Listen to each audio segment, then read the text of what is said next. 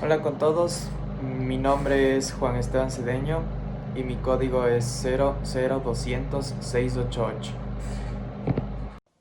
Soy Rafaela Yáñez y mi código es 0020-7232. Para esta práctica número 10, los materiales utilizados son el applet, que es el simulador de modelo básico del motor DC, que es básicamente como se muestra en la fotografía. Se requiere el libro de la clase Física 2 de Giancoli para comprender la terminología, los conceptos y las ecuaciones, y los apuntes de las clases de física. En cuanto a las partes del experimento, primero necesitamos entender el funcionamiento del simulador mencionado anteriormente. Después es importante ajustar el simulador según el entendimiento de cada persona y como sugiera la hoja guía de la práctica 10. En este experimento no existen datos que medir, sin embargo se debe anotar los valores de campo magnético, que el ancho de espira y también el largo de espira. Después necesitamos realizar los cálculos correspondientes con la ayuda de estos valores que mencioné anteriormente. Y por último plantear las observaciones, fuentes de error y las conclusiones. Para la parte de los conceptos físicos, es importante comprender estos cuatro términos que giran en torno al motor básico y su funcionamiento.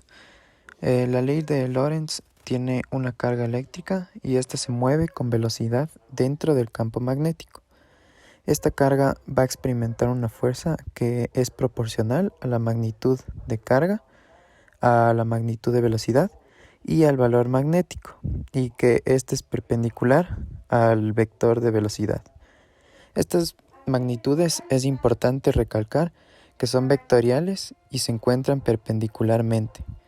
La primera ecuación se describe lo que se mencionó ahorita y se aprecia las abreviaciones de cada término con su explicación. Después, en la ley de Lorentz, se aplica un conductor eléctrico si se lo coloca transversalmente al campo magnético, un conductor eléctrico que tiene cierta longitud por el que fluirá una corriente eléctrica. El conductor experimentará una fuerza donde su valor y dirección se lo encuentra expresado en la ecuación 2. Si es que existe flujo de corriente eléctrica a través de un conductor que tiene alguna forma de espira y se encuentra dentro de un campo magnético, la espira tendrá torque alrededor de un eje que rota transversalmente al área de la esfera. La expresión matemática se encuentra en la ecuación 3, donde vemos la expresión de torque con sus definiciones de cada parte que compone la ecuación. Por último, el momento dipolar magnético nos ayuda a encontrar la dirección del torque, que tiene relación con la anterior fórmula dada. Esta es una magnitud vectorial, que la dirección es perpendicular al área que se encuentra la espira, y en la ecuación 4 y 5 se lo demuestra. Aquí se especifica que el torque está alrededor del eje de rotación, tiene un vector de campo magnético y también un vector dipolar magnético.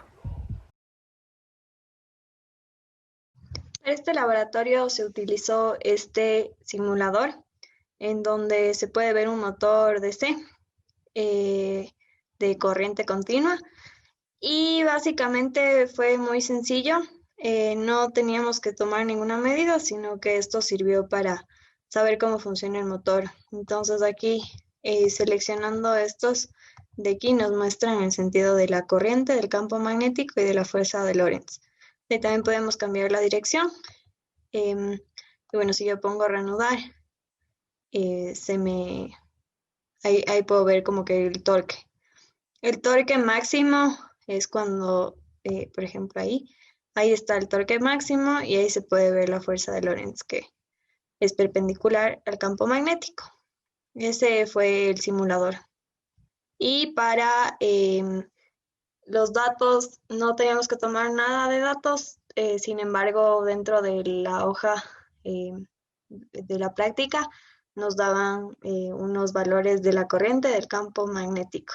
Para este laboratorio, el tema era de los motores DC. Lo primero que se hizo fue presentar la tabla de datos, que era con los datos que nos mostraban en la hoja guía del campo magnético, de la corriente y, digamos, del ancho de la espira y del largo de la espira. De ahí se adjuntó una captura de pantalla del simulador cuando el torque es máximo. Lo primero que se debía calcular era la fuerza de Lorentz y su dirección con los datos de la tabla que ya se expuso anteriormente. En este caso fue igual a 0.64 newtons y su dirección estaba en J negativo.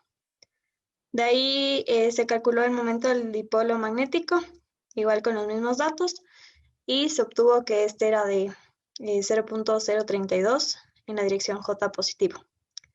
Luego nos pedía el ángulo en la espira cuando se produce un torque máximo.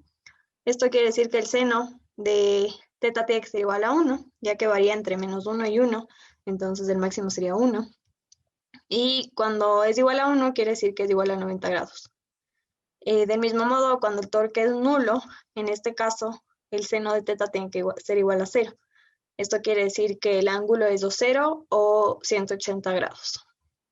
Finalmente, nos pide calcular la magnitud del torque máximo, sabiendo que ya tenemos un θ de 90 porque ese es el ángulo cuando el torque es máximo.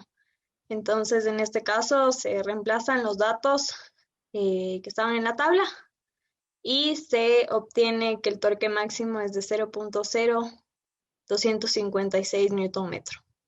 Y el sentido es en dirección de J, aplicando esta regla de la mano derecha.